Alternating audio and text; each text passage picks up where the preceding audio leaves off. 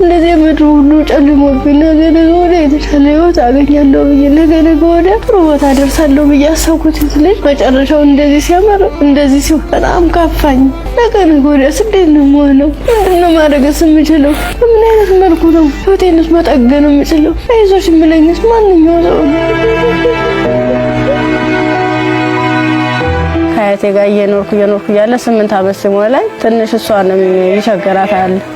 እባካችሁ ልጅቱን ለሰው ልስጥ ፈልጉልኝ ምናምን ትላቸዋለች አሉ። በ8 ዓመት ያስወጥተው ወሰዱኝ። ስራዬን ለሊቱን ሙሉ ስሰራ እንትን እላለሁ። አልተኛም ነበር፣ ያረሳት ነበር። ውጤት ከመጣ በኋላ ወደ ዩኒቨርሲቲ ተመደቡ።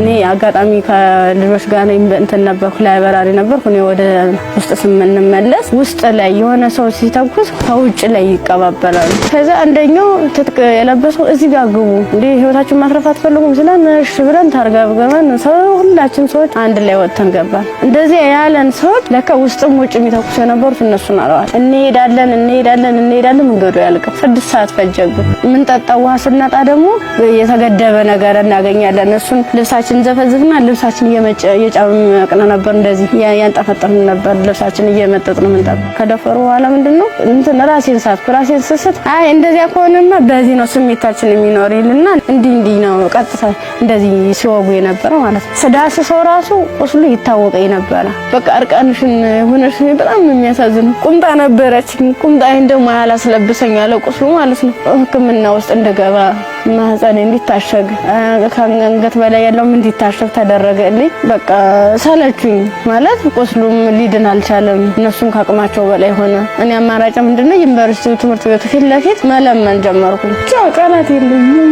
በቃ ይድረሱልኝ በቃ ወደ ፊትስ ምን አይነት ህይወት ነው የሚኖረው? ማደርገው ለምን ነገር በጣም ይራበኝ ነው። በቃ ራበኛል ጀምሮ። እሺ ከዛ በኋላ ያ ሁሉ ነገር አለፈና ዩኒቨርሲቲ ገባሽ። ዩኒቨርሲቲ ገብተሽ 2ኛ ዓመት ተማሪ ሆነሽ ነው ይሄ ነገር ያጋጠመሽ። እንዴት ነበር እስቲ ጊዜውን አስታውሽ? ማለት በጣም ነው የሚከብድ። 3 ሰዓት ላይ ልክ ከላይ በረ 3 ሰዓት ዘጋብኝ። መመለስ አልፈልግ እንደ ወጣሁኝና የሆነ ይሮራጣሉ ማለት ነው ሰዎቹ። ስንሄድ በቃ አራ እንደዚህ ተኩስ የተነሳ ማለም ትሄዳላችሁ፣ በቃ በዚህ ሄዱ ነው በዚህና እንትን በሉ እዚያ ካገቡና ሲሉን እኛ በሰዓቱ ተኛን ተቆርቁ ነው የመሰለን። እኛ እንደዚህ ለማትረፍ ነው ብለን ተንደርድረን ራሳቸው መኪና ገባን። የነሱ መኪና ምን እንደሆነ ረብሻ የሚፈጥሩ ሰዎች በመጡበት መኪና። አዎ ከፍት ነው ከኋላ። 1 ዓመት ከ6 ወር ነው እዚያ የቆየነው ጫካ ውስጥ ምንም ነገር ሳይፈጠር። ዓመት ከ6 ወር ምን ነበር የሚሏችሁ? ትጥቅ ነው ልንቀየራችሁ ነው ትታጠቃላችሁ፣ አለበለዚያ ያሰብነው አለ እሱን እንሰራለን አብረን ምን ይሆናል እያሉ። የት ነበርስ የምታድሩት? እዚህ ውጭ ላይ ነው። ብዙ ጊዜ ዛፍ ነበር እንዲተከልል እንትን መለይ ነበር። እዛ በምትሆኑበት ጊዜ በተለይ ለሴቶች አስቸጋሪ ሁኔታ የንጽህና መጠበቂያ ማግኘት ነው። ያንንስ እንዴት ነበር የምታሳልፉት? የምን ንጽህና መጠበቂያ ነው? በቃ ዝም ብለን ስናክ ነበር የምንውለው። ከ1 ዓመት ከ6 ወር በኋላ ምንድነው የተፈጠረው? መጨረሻችን ላይ ሰልፍ አሳለፉን። እርቃናችንን አውልቀው ልብሳችንን ካወለቁ በኋላ ሰልፍ አስያዙ።